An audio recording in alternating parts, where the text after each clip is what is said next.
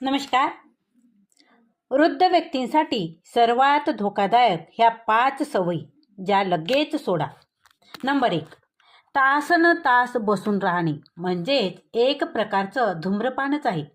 पहिली सवय खूप वेळपर्यंत एका जागेवर बसणे.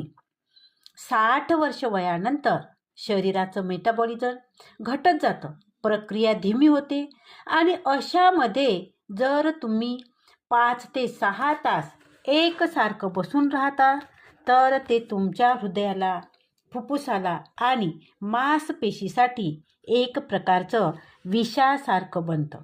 धोका: हृदयरोग होतो, लठ्ठपणा वाढतो, तुमची शुगर वाढते, पायाला सूज येणे आणि चालण्याची क्षमता कमी होणे, शरीरावर सूज येणे आणि पाचनविषयक समस्यासुद्धा तुम्हाला होऊ शकतो.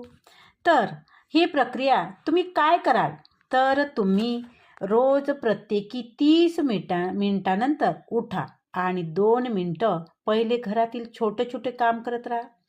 टी व्ही किंवा न्यूजपेपर वाचताना ते थोडा वेळ उभं राहून वाचा. लक्षात ठेवा, शरीराची जितकी तुम्ही हालचाल कराल तेवढं शरीर तुमचं वय वाढवते. आता बघू नंबर 2,